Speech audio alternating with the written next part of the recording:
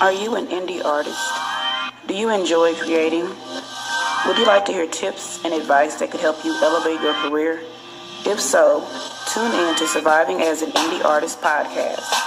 The link for the show will be posted in the description box.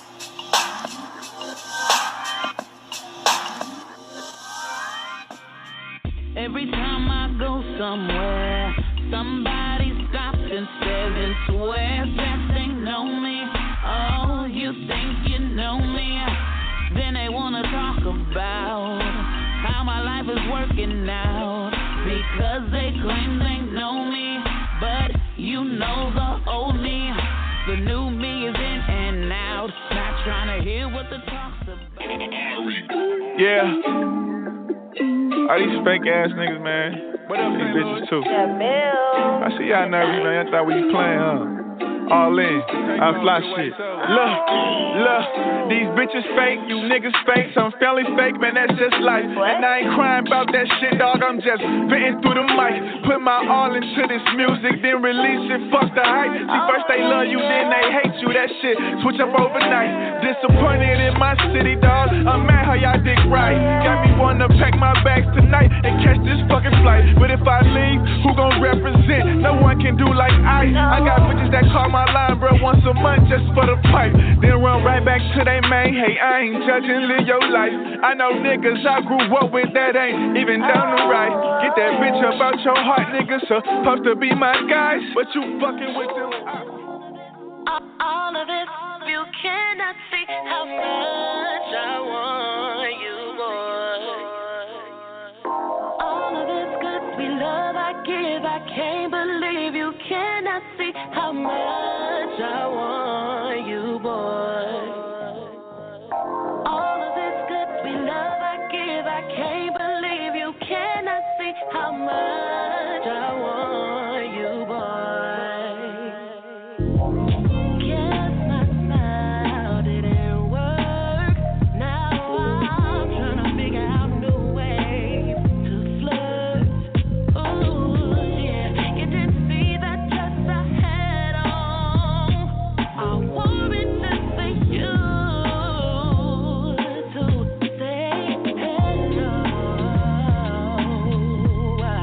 Can't you see how much I want you, babe? Getting ready to bring on our special guest, Cheron Brash. Give me just a second here. Hello. Can you hear me? Hey. Yes, I can. Hey, okay, but I do want to thank you for joining us and, taking time to do this interview with me. First things first, tell us a little bit about yourself and who you are. Well, I am a singer-songwriter, and just pretty much like overall just like one of those happy, helpful people. Okay. But I just I do a lot of different things. I wear a lot of different hats in the community and stuff like that. And but I also, one of the things that's driving is being an artist and being a singer and stuff like that. So I've just been singing for most of my life, but that's what I do. Okay. So, all right, so I will bypass the next question because it was going to be what is your craft and how long have you been doing it? But the next question, what motivated you to pursue your dreams? As a child, it was just singing was something that the one thing that I did well. I know, like a lot of times people's lives, they always trying to find that one thing that they do, or what's your talent, right? What do you want to be? They ask you that question like all your life. You know what I'm saying? In middle school, right, all the way up. And singing was just the one.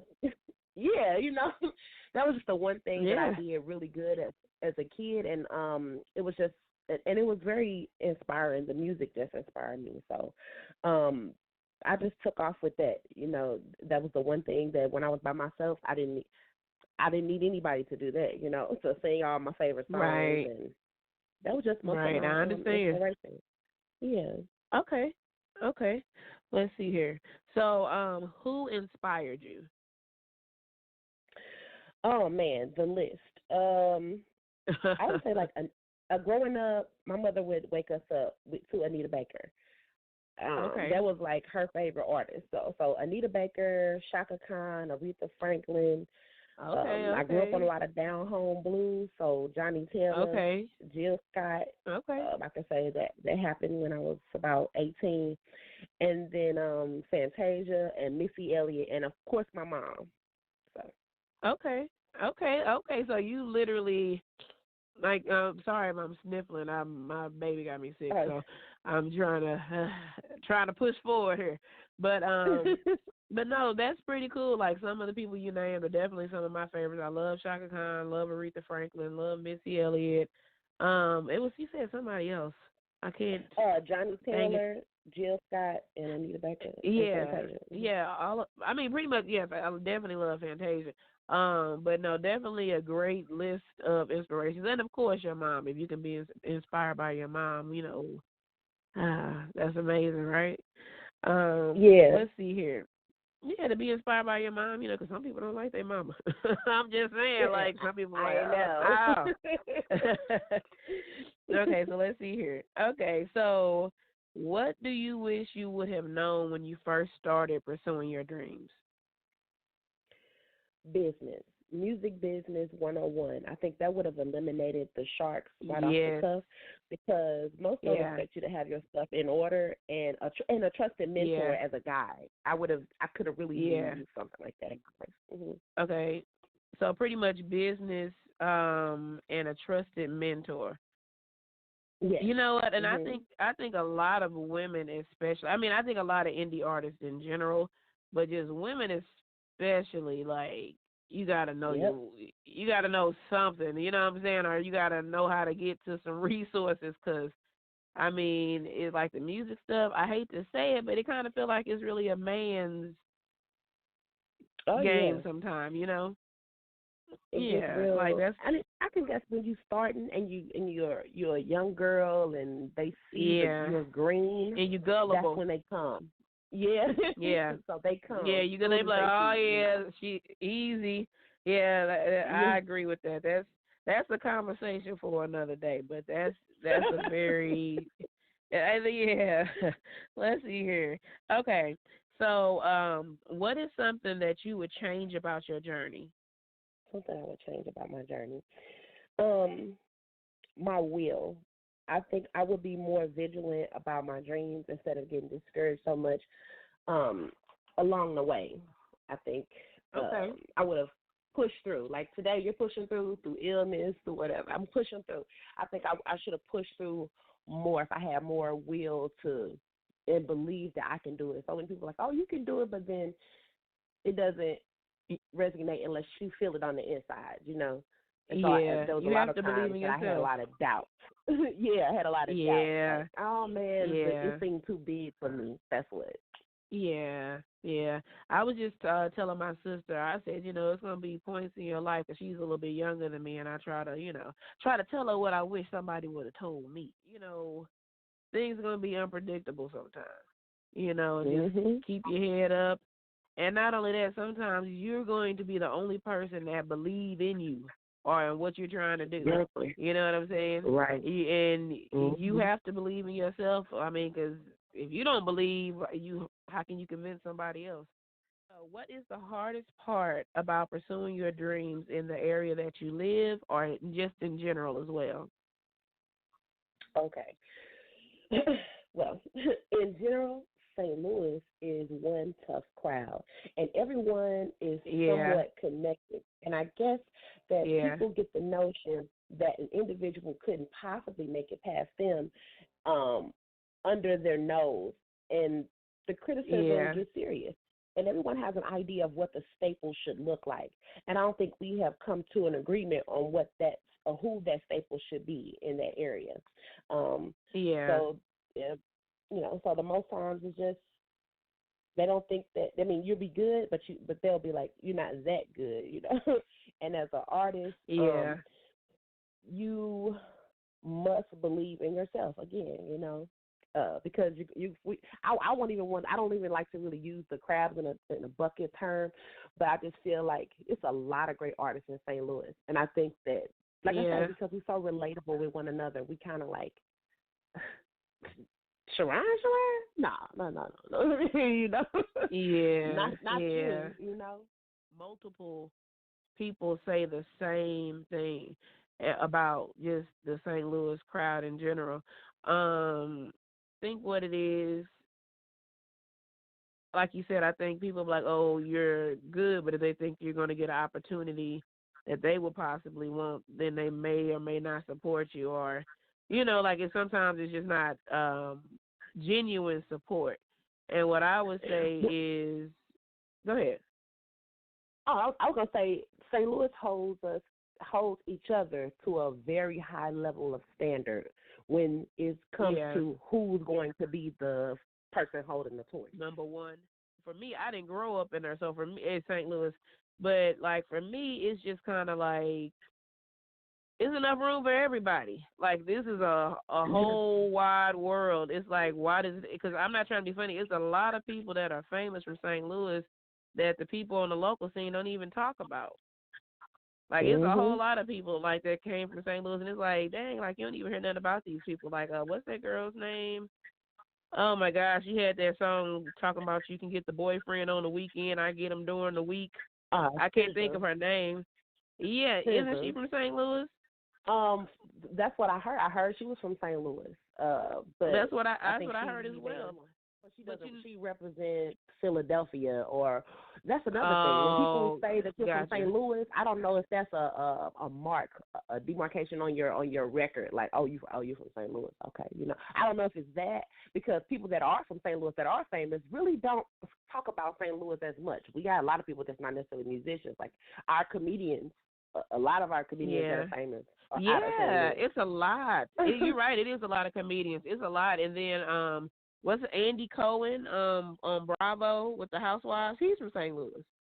You know, really? And he's over like a big, he's over like, he has like the arch and everything. And, he came back. I follow him because I watch those shows. But yeah, he's from St. Louis. There's a lot of people that are from St. Louis. I just feel like people like you are very talented.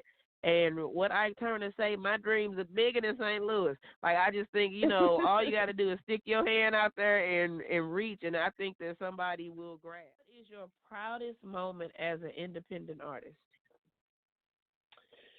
To have completed a body of work. My first project was like a hodgepodge of music and with no real angle. And then my second was a little more focused. And I'm just kind of watching things come together. And finally, it's just an amazing feeling. So I had a lot of help, with like producers, engineers, writers, listeners, and some tough love and plenty of debating. Plenty of debating. I feel you. It's like you gonna talk about my art. Like, hold on, I can't let you just criticize my art without saying something. Now, hold on, I feel you. I feel you on that. I'm just saying, it's like, I know you might not see the vision, it might not be for you. Yeah. So I hear you. Everybody got their idea of what they think. And when you put something down, I remember some years ago when I first did my first resume, my cousin was like, I'll edit it for you. And it was about 4 pages long. And she gave me back, I had typed it up, printed it out, did not save it on the computer. I gave her my resume, and she crossed out and read all through it, and I tears in my eyes. Why would you set up on paper?